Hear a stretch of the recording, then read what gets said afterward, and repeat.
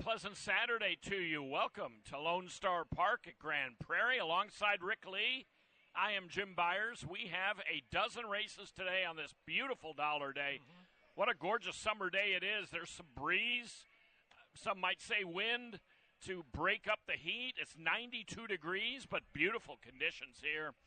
So we have a fun summer Saturday of racing, Rick. We've got the Lone Star Turf Festival coming up, 4 Grassy Stakes races, 2 sprints, and 2 others, and some really nice horses coming in and really good racing. I loved handicapping today because I kept going from race to race thinking, wow, this is a good race, this is a good race. So it's going to be fun. Yeah, it's going to be. The races are very competitive too, which is great, and horses have been able to win on our turf course.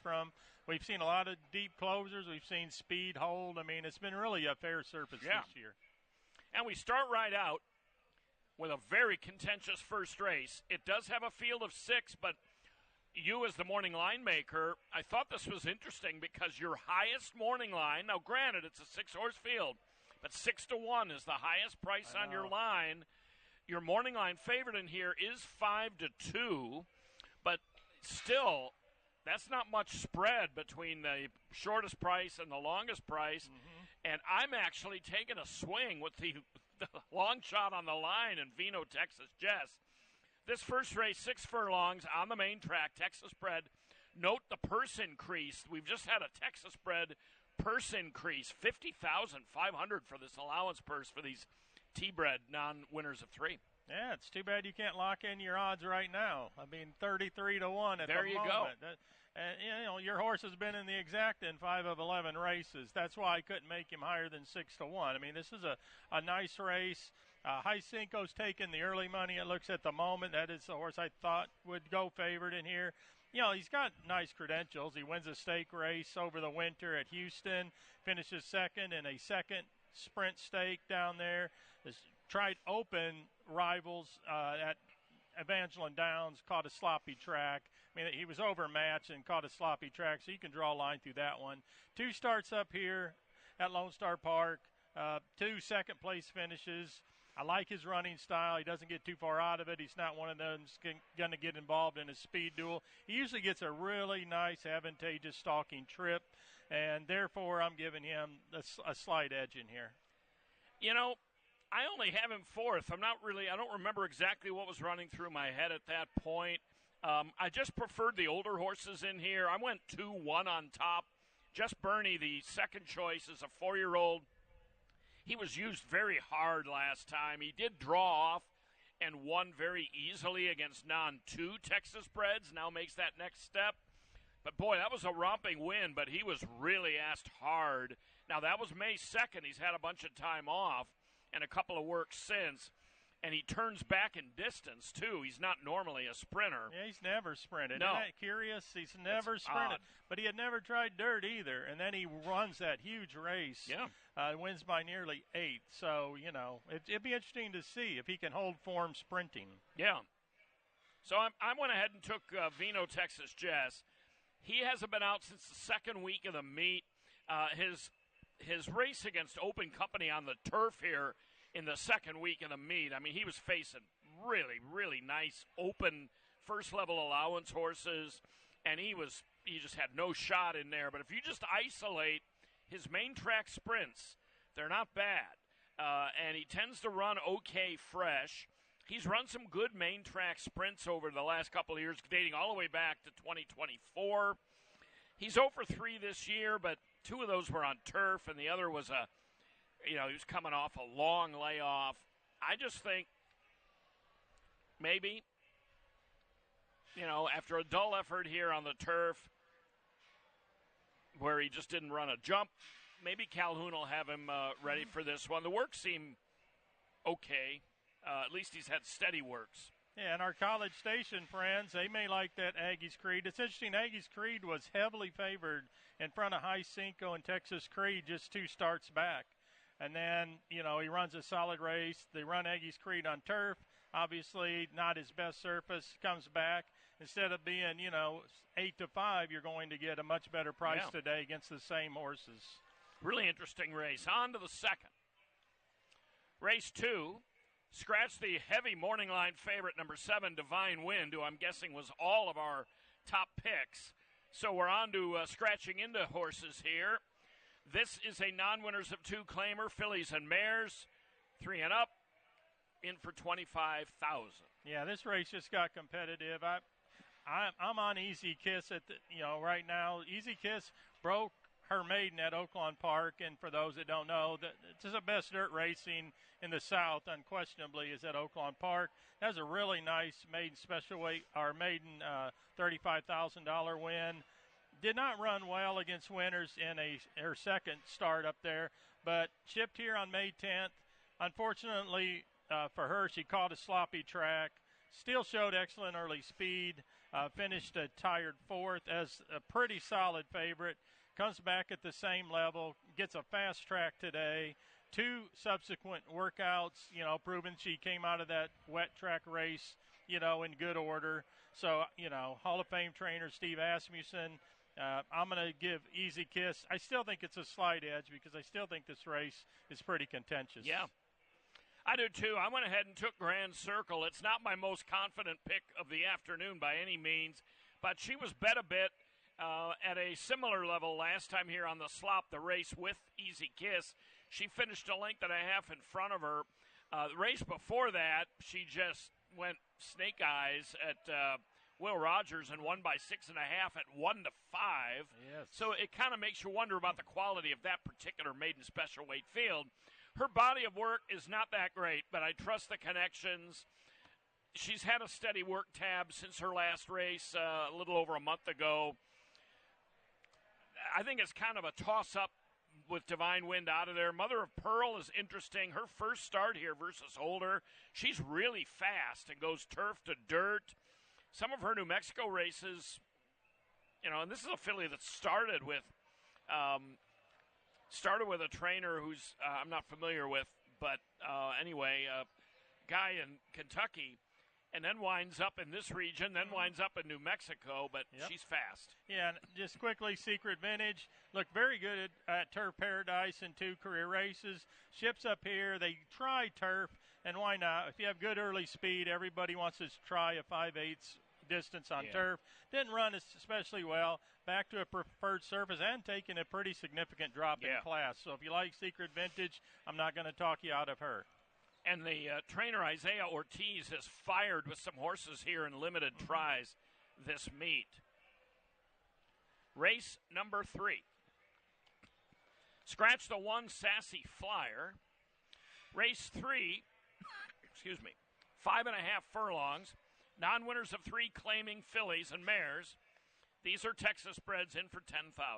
Yeah, and this race, if you notice, it's got a lot of horses in here that want the early lead. A lot of these fillies, they're pretty much all front-running types.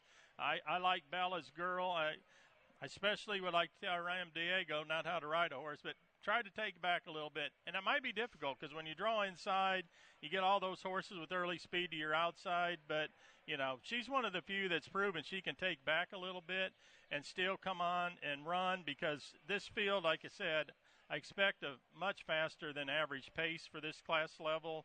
So I think it's whoever can relax and rate in that first quarter of a mile will probably end up being the winner. And she does show some races where, she didn't absolutely have to have the lead. For example, it was a year ago, but her career debut here, she won by 7.25, but she was laying 4th in the early going. And that was as a 2-year-old.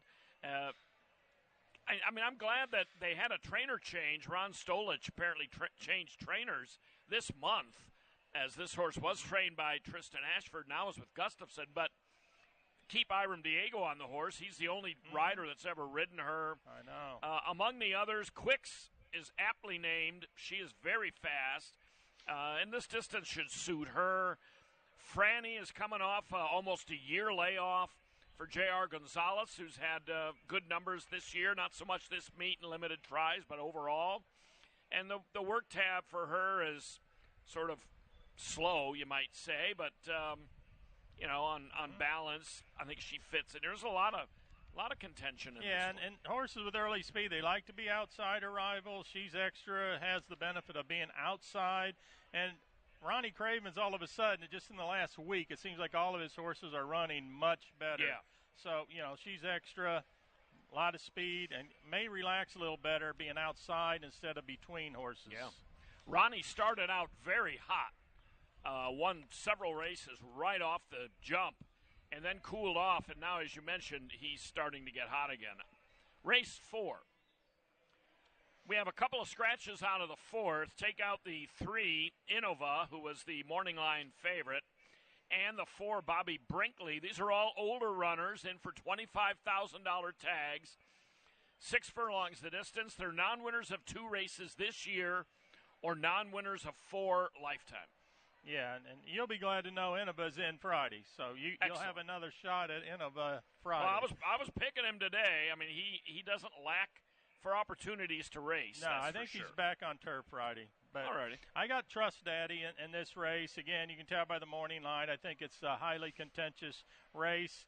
I mean, on fast tracks, this horse has won 5 times. You can see his form gets muddied a little bit on turf because he's only won 1 of 13 turf races. So the last 2 races on turf are actually quite good. So if you make the assumption that maybe he's the best he's ever been since even his turf races are good, maybe he's going to be able to run those races he ran last winter where you can see allowance races at Remington and Houston, buyer figures in the mid-80s. I mean, that type of speed figure is going to win this race today. Steve Asmussen, his son Eric Asmussen gets the call here. Don't expect this one to be on the lead. Likes to rate a little bit and then finish strong. So Trust Daddy, I think deceptively is in the best form of his career. I agree. And last time out, he was in against Innova and stayed in for half. 2 horses. Innova doesn't have a lot of experience on the turf, but he has run a couple of good turf races and stayed in for half, even though he tends to run second a lot. He won his last start. He was 3-5 doing it, and Trust Daddy was right there with those 2 horses. So like you say, I think he's gotten good. He does appear to be better on the dirt, but he spent a lot of time earlier in his career. He's a 7-year-old on the turf without a whole lot of success. That may have been for another barn. You never know. I mean, I'm sure Steve claimed this horse at some point. But here comes Braylon's very, very fast. Loves to land in the money somewhere. But I just think somebody might be able to catch him. They usually do, but, he's dangerously quick. Gavel, the 3, is a first-time gelding today. And Gavel's one that, has been running in Louisiana, a little in and out, but as far as his performances, but also he's been up and down in the wagering, too. He's 44-1 one day, he's 7-1 the next day. He's 10-1 the race before that. So, he's a little inconsistent. Yeah, the thing that helps, here comes Braylon, who's a slight morning line favorite now with Innova out, is the scratch of Innova. Here comes Braylon. Might get an easier lead today than he's had recently, and he is cutting back. He's cutting back 110 yards, and since he typically gets caught inside that final furlong, he may surprise himself and decide, hey, I'm going to stay on. But I think the scratch of Innova does help. Here comes Braylon. Yeah. Maybe last a little longer. If not, take it the distance. Yeah. On to race 5. 6 furlongs. There is 1 3-year-old in here. Everybody else is an older runner. Non-winners of 2 lifetime, $10,000 the tag. I see you're sticking with Dettori. I admire your stick-to-itiveness. I was on Dettori's bandwagon April 24th. I thought, here's a horse that Carl Moore plunked down $200,000 for last fall. The horse gets here from Fairgrounds and Aqueduct, and he just hasn't shown a lot. But he's been gelded, and his one race where he did show some life was a sprint. Maybe he just belongs as a sprinter after being a miler primarily. He's rarely ever sprinted, so you got to look carefully. He sprinted 2 starts back on May 9th and finished second in a $20,000 non-winners of 2. This is a $10,000, so the claiming price gets cut in half. As Jim mentioned, he's been gelded since then. The only previous sprint you see was at Del Mar going 5/8 on the turf, and even that was a really nice race. Yeah, and he was favored in that race, too. Yeah, rallied to finish third, so, there's a very real chance that this horse is a sprinter. He just hasn't known it until now, and being gelded for the first time, and dropping to $10,000. I mean, he's with his friends today. I mean, yeah, that's where he belongs. If he doesn't get it done today, which you've given up on him, I'm giving him one more chance for the third time. Okay. I gave up on him on May 9th, but yeah, I see reasons why. This guy was a $500,000 yearling who a couple of years later was purchased by Carl Moore for $200,000 last fall at a Horses of Racing Age sale. There's probably a really nice horse in there. I mean, he was a Bob Baffert trainee initially. I'm going to take a big swing here, and like Joey Gallo back in the day, he could hit him pretty deep and he could strike out. I'm going to try Grind Jim. Number 1, turn back in distance, should be coming late. I like the switch to Luis Quinones only because Luis, a veteran rider with tons of experience getting horses to relax and make one run. I think this horse is crying out for that. I don't have a lot of faith in whoever might make the early lead in this spot, so I'm going to take a swing. He does have some sprints. If you go back down over this recent run of mostly turf attempts for him, he does have some sprints that are kind of mediocre, but I think this field itself is not going to take, you're not going to have to be a Matoli to win this field, to win this race. So you didn't pick him because of Jim?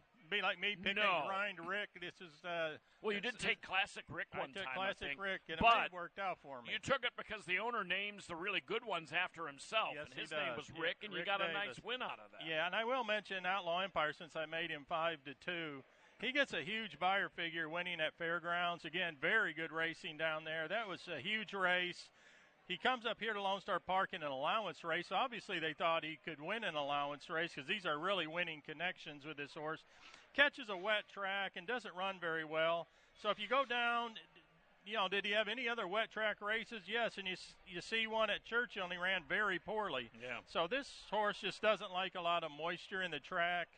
That's my assumption. So fast track today, if he can run back to that Fairgrounds race, 5-2, he's very live in here. And Brett Calhoun, he's won a lot of races here at Lone Star Park, including one last night. Yes. Yeah, if you really focus, if you excuse that comeback race here in Allowance Company last time out and focus on that 79, I mean, this guy could be your winner for no doubt. On to the 6th, first of our stakes. This is the Texas Turf Classic, $250,000. All older runners. They're going 1 1/8 miles on the turf. Scratch, the morning line favorite, number 8, Willie Dees. He's staying in Kentucky to take on the best handicap horses in the country in the Stephen Foster today. And this is a really interesting race now. With him out of it, I mean, this is a fascinating race. I see you're going with, now you're not going with a sentimental choice because Saline River used to be a short-leaf stable John Ed Anthony, Arkansas based horse, are you? No. Did you grow up around the Saline River? Oh, yeah. Saline River runs right through Benton. There you go. From. My I brother think it's had a sentimental pick. It might be.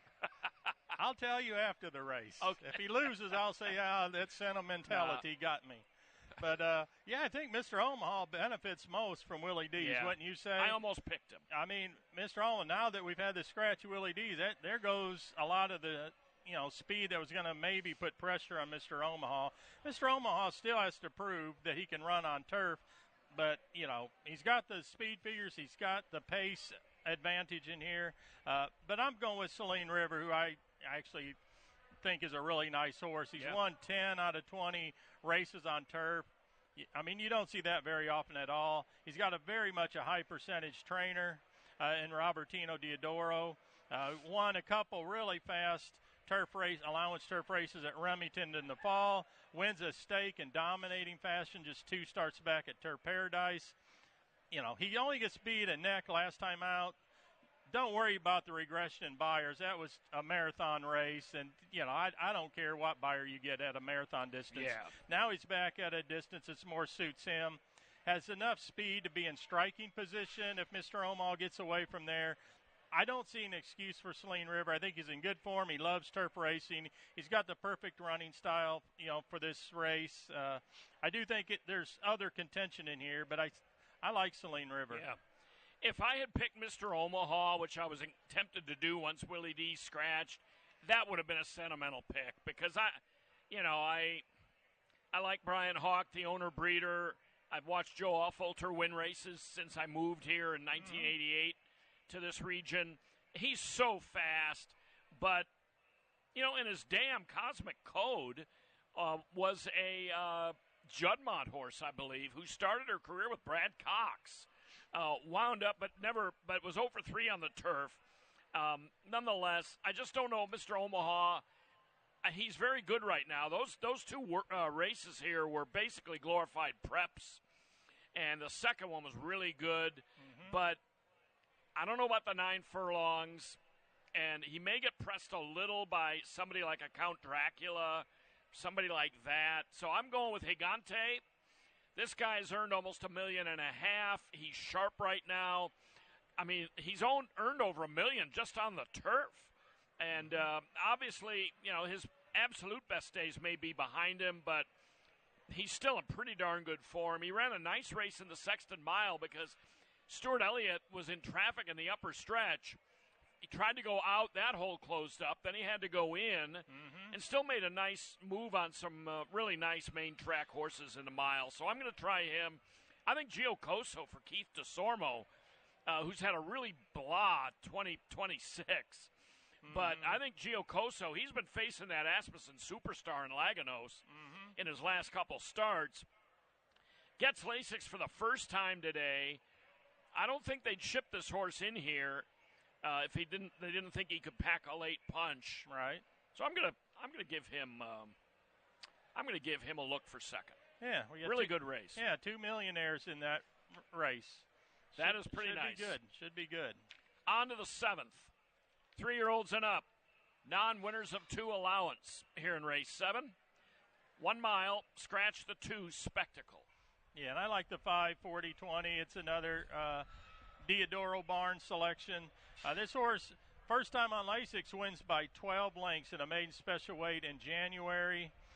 Then takes on stake rivals going, route distances, the Minot Bird Derby, the Sunland Derby, and, doesn't run that well.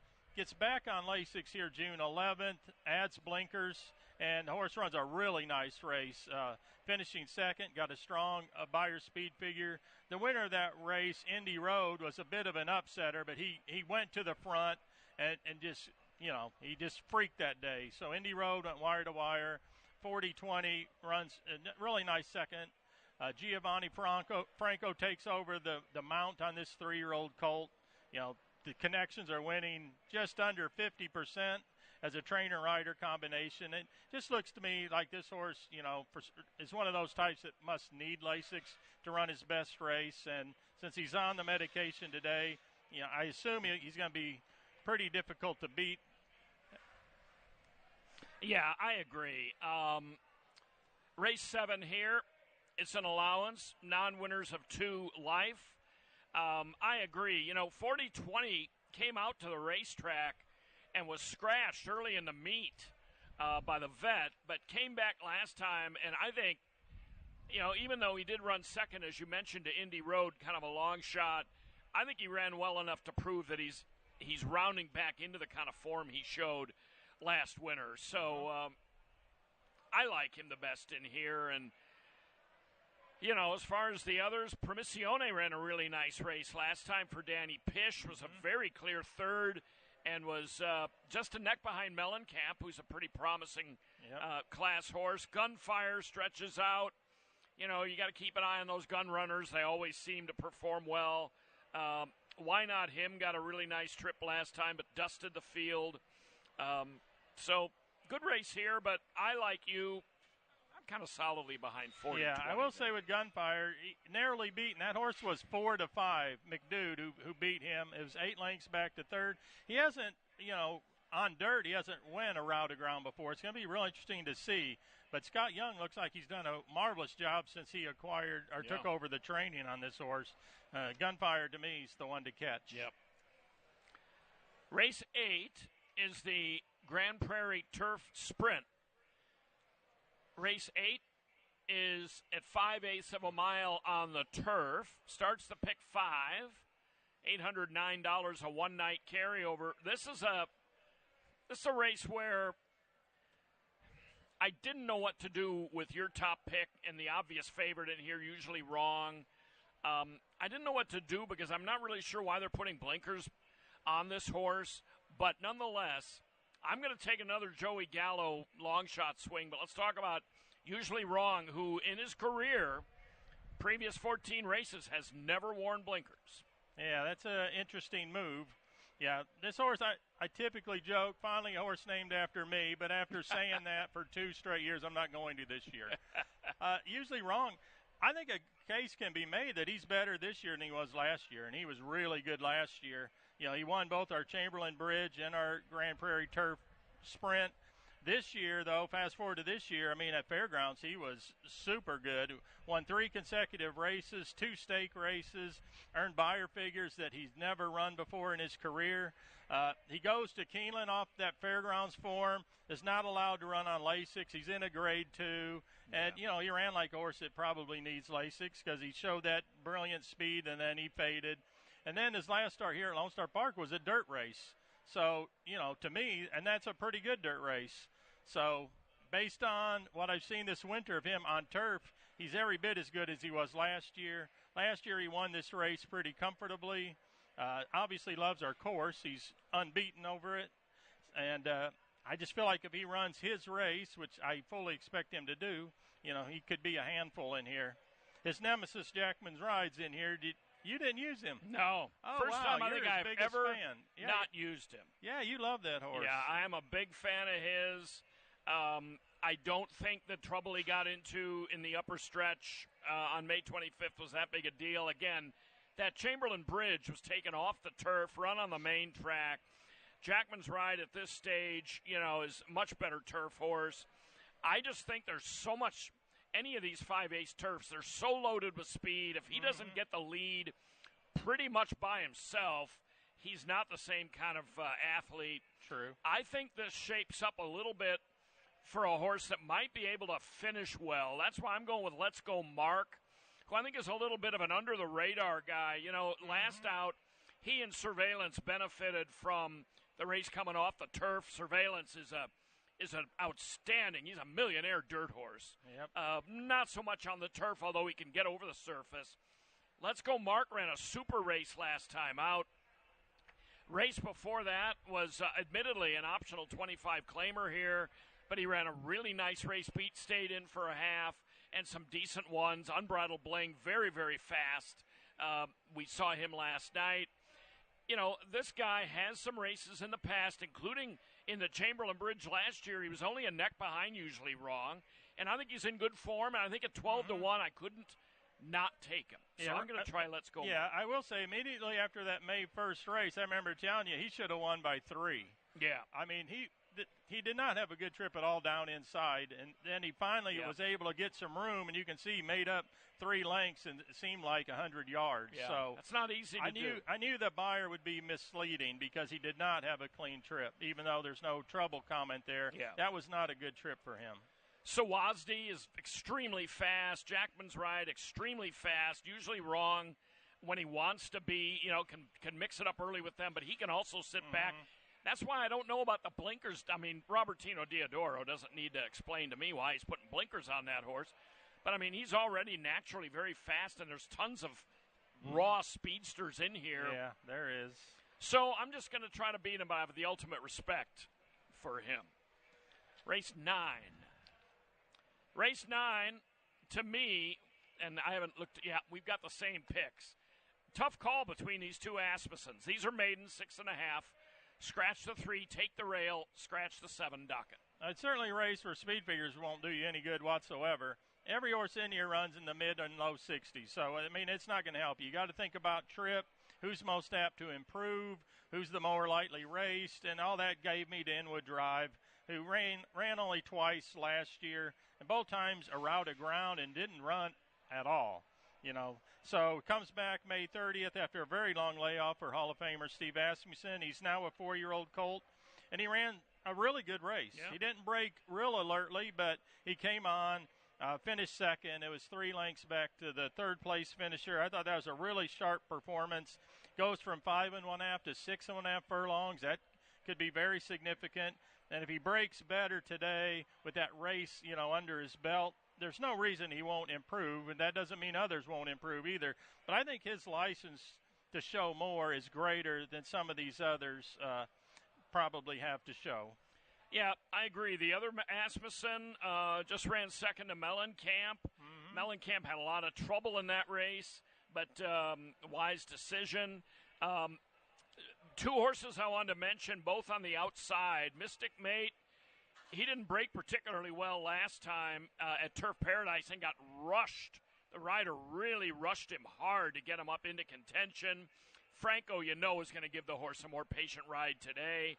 And Curlin's Union, the 10, just a habitual slow breaker. I mean, if you take Curlin's Union, and he's got credentials to win, he's going to get out bad or slowly every time pretty much. So just be resigned to the fact he's going to be 4, 5, or 6 lengths off the pace. Yeah, and I wanted to mention the long shot, Reckless Love, who was beaten only 1 length in his first start at Lone Star Park on May 30th. And I mention only because the runner-up, who was only half length in front of him, Sands of Time, came back and won a maiden special weight race. And then I think the 4th or 5th place finisher came back. They've all run bigger buyer figures than they ran in this specific race. So I thought Reckless Love, if you're looking at a price, and we all are looking for a price, that horse will be overlooked in this field, and I think he may have the credentials to pull an upset. All right. Race number 10, Chicken Fried Steaks. Who doesn't like that now and then? 5 furlongs on the grass. Older fillies and mares love this race. Big field of 10. And you went with Miss Code West. Yeah, I couldn't pass her up. Yeah, I understand. She loves to run with a lot of time between her races. That's one thing that helps her. Usually it's a negative. Yeah. But with her, she fires big off the bench. So I picked her second. Eventually you stop running those huge races when you take 6-8 months off. But she's won 13 of 18 races. She's an amazing mare, Miss Code West. I went with the Evangeline Shipper. That didn't work so good for me in that big Texas Lone Star. What was that? Lone Star Handicap? It used to be called that. Touch Upon a Star. Oh, yeah. In the Sexton Mile. In the Sexton Mile, that didn't work out for me so well. But I'm giving another Evangeline horse a shot. At Fairgrounds, wins a restricted stake, and the buyer figure of 91. That's, par for what it'll take to win this.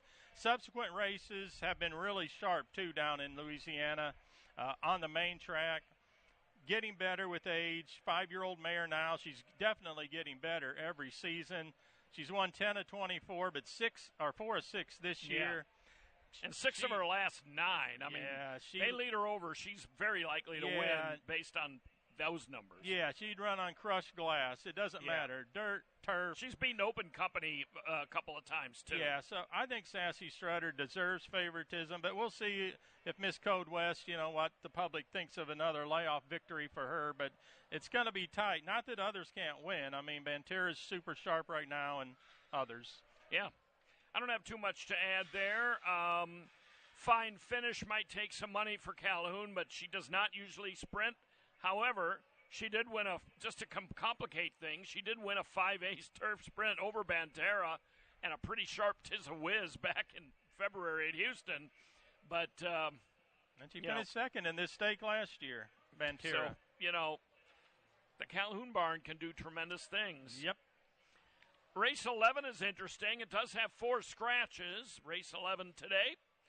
2-year-old fillies, maiden special weights.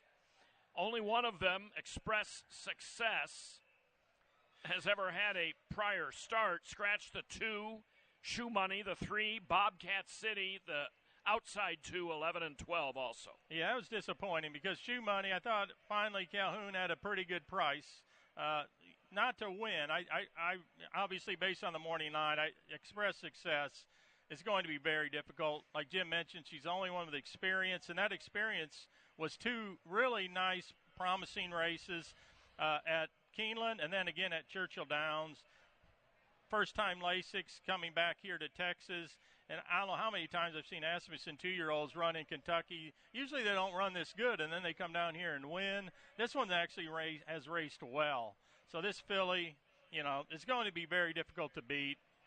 I expect her to improve, but she won't be much of a price. So, if you're looking for a price, I thought Sorsha was interesting. They paid $200,000 for her. And Todd Fincher, 30% winners with first-time starters. Yeah. That's an amazing number. The Dam of Sorsha, Master of Hope, did win at First Asking and Aqueduct back in 2020. This is her first foal to make the races. Express Success, her dam was outstanding, speeding through the city, 7 of 18, multiple graded stakes placed. Not much else to talk about there with these scratches. I had some notes, but, Express Success, even with the rail, she's had experience, so I think she can handle that rail. We'll see how she turns out. Race 12, the finale. The Jackpot Super High 5 got hit last night, so the carryover starts over today. Local runners face a shipper in here. Sweet Rebecca is the shipper. This is the Wasted Tears mile and 1/16th, named after a Lone Star track record holder.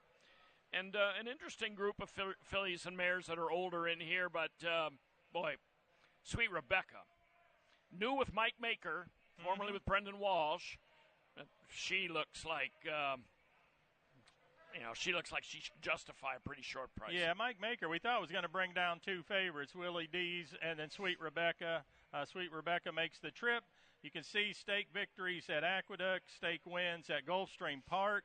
Last two starts were without Lasix, now gets back on that medication.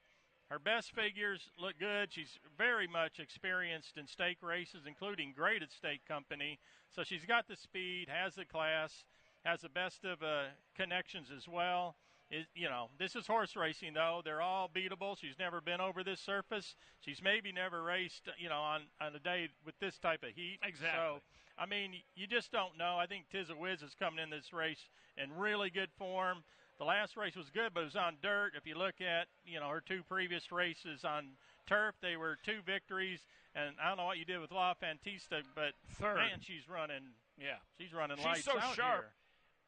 And she's improving race after race on the Beyer scale and loves this course. Like you say, we don't know how much Sweet Rebecca is going to take to this course or the weather, but we know that Tiz Wiz and La Fantastica can handle this turf.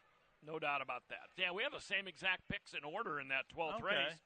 But it's going to be fun to watch a mare like Sweet Rebecca, who has reeled off 5 wins and 9 starts while doing it for Brendan Walsh and Chad Brown, and now with Mike Maker. Santana made the journey down here to ride? I'm told Santana made the journey. All right, awesome. Even with Willie Dees out. Yeah.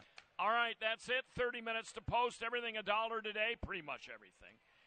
Your Miller Lights, your Pepsis, hot dogs, popcorn, programs. You got in for $1, so big day today. Yep. Thanks for looking in, and good luck with your Saturday wagers. In the event of an emergency, Lone Star Park is dedicated to ensuring the safety of our patrons. This video illustrates the proper evacuation protocol from all public locations in the Lone Star Park Grandstand facility. Depending on the nature of the emergency, directions may be altered. Please remain calm and follow the direction of Lone Star Park employees and security personnel. Patrons should never use elevators during an evacuation. Suite levels 5 and 6 have 3 stairwells that patrons should use to exit the building. 2 stairwells on either far end of the building, and 1 next to the elevators. Look for the nearest exit sign, follow stairwell signage, and exit the building at track level. Silks Dining has 5 stairwells that patrons should use to exit the building. 2 stairwells on either far end of the building that are accessible through either the Jockey Club or Paddock Lounge, and 3 centrally located stairwells near the elevators, escalators, and buffet. Look for the nearest exit sign, follow stairwell signage, and exit the building at track level. Level 2 has 5 stairwells that patrons should use to exit the building. 2 on either far end of the building that are accessible through the Alishiba room and in front of the far west side bathrooms, and 3 centrally located stairwells near the elevators, mustards, and feed sack. Look for the nearest exit sign, follow stairwell signage, and exit the building at track level. The track level has 2 main exits on either side of the grandstand that patrons should use to exit the building. Near the west and east escalators, follow signage and exit the building. Remember to always exit towards the paddock and never towards the track. If severe weather occurs and shelter in place is issued, all patrons will take shelter on the basement level. The grandstand has 2 stairwells on either far end of the building that extend to all floors. Calmly head towards whichever end of the building is closest to you. Look for an exit sign and walk down the stairs following all signage and security staff instructions to shelter in the basement level.